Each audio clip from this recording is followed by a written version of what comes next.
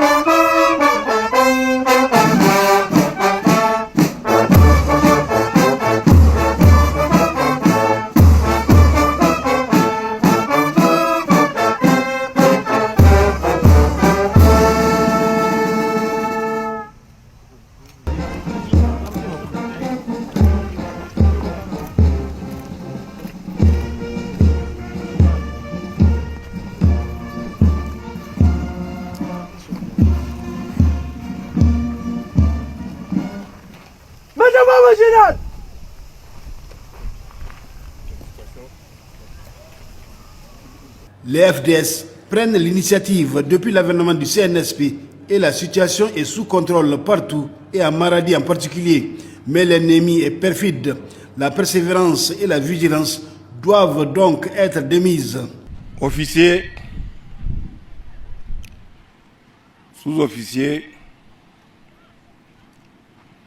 militaires de rang,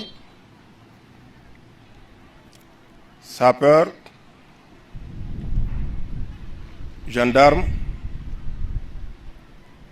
gardes nationaux, gardiens de paix, agents de douane et des eaux et forêts, au nom de la République, du peuple souverain, au nom de la délégation qui m'accompagne, nous vous félicitons et vous disons merci. Félicitations pour les différents succès dans votre zone d'opération. Merci pour les sacrifices consentis afin d'aboutir à ces succès que je viens de dire. Merci pour les sacrifices, très lourds sacrifices consentis.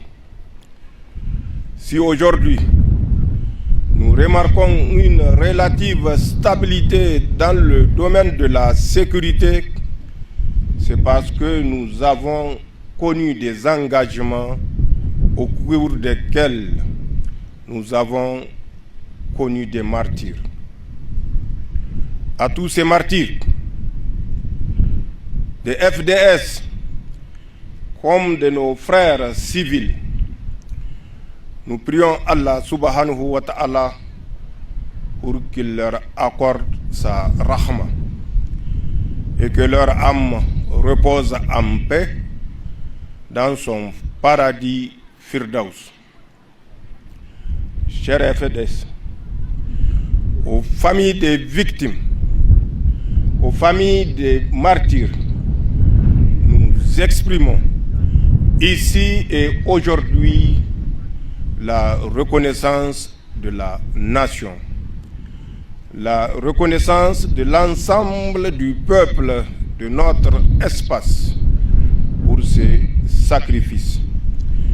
Que les veuves et les orphelins qu'ils ont laissés parmi nous trouvent ici, à travers cette intervention, la sympathie et la disponibilité de la République. Je le disais, nous avons connu des sacrifices, nous avons enregistré des martyrs, mais le résultat est là, palpable. Une accalmie relative dans toute votre zone de responsabilité. Cette accalmie a été obtenue malgré l'ennemi dont nous connaissons la malveillance et la perfidie. Ce que nous disons est fondé sur des faits. Non loin de la frontière avec le Katsina et le Gobir, nous avons la ville de Sokoto, ville qui a connu des réunions entre les forces spéciales et les agents de la sécurité d'État, réunions au cours desquelles beaucoup de décisions malveillantes ont été prises. Je rappellerai à titre d'exemple la réunion qui s'est tenue en août 2024 dans le jardin d'un responsable des renseignements du Nigeria, réunion qui a regroupé les apatrides du Niger qui se sont réfugiés au Nigeria avec le fameux Thomas Gliozo que vous connaissez pour avoir séjourné à Niamey en tant que cadre de la DGSE française. Au cours de cette réunion, à laquelle a participé également une autre dame, agent française, bien sûr, une certaine Christine, je crois, il a été décidé de s'attaquer systématiquement aux installations du pipeline. Pour ce faire, ils ont fait appel à un esclave du salon du nom de Namata Korsinga, avec un certain Abdallah Oro. Leur facture qu'ils ont proposée pour exécuter cette sale besogne a été jugée élevée, exagérément élevée. C'est pourquoi l'option de ce groupe terroriste de l'État islamique, selon leur appellation pompeuse, a été abandonnée pour une autre solution, toujours de l'État islamique ou de certains membres de soi-disant État islamique dans le nord Mali. C'est lui qui est venu. Ils se sont entendus. Ils sont parvenus à un prix pour s'attaquer systématiquement à notre pipeline. Ces négociations ont été conduites par des forces spéciales françaises basées au Bénin avec le concours de Thomas Gliozo qui était à l'époque à Abuja au Nigeria avant de basculer vers la Turquie quand nous avions dénoncé sa présence et ses comportements sournois et malveillants au Nigeria. Nous les suivons. Nous les suivons tous. Nous savons ce qu'ils font, mais qu'ils sachent, notre détermination n'a pas de limite. Si leur objectif, c'est la cupidité, c'est leur intérêt mesquin, c'est leur volonté de s'accaparer toujours de nos ressources, nous, notre combat, c'est un combat de dignité, un combat de survie de notre nation, un combat de souveraineté. Et je crois que l'idéal n'est pas le même. Les valeurs ne sont pas les mêmes et ne seront jamais les mêmes. Allah est du côté du juste. Allah est avec les justes. Je vous l'ai dit, pour que vous sachiez c'est une guerre totale que la France a décidé de nous livrer. Tout simplement parce que nous avons décidé de nous prendre en charge. Ils ont pensé nous avoir pris en charge pendant plus de 130 ans. Je crois que nous sommes assez, suffisamment mûrs pour nous assumer. C'est ce que nous avons compris. Et c'est les raisons pour lesquelles, le 26 juillet 2023, nous avons dit que cette mascarade a assez duré. Aucune puissance ne viendra verser son sang pour protéger les Nigériens.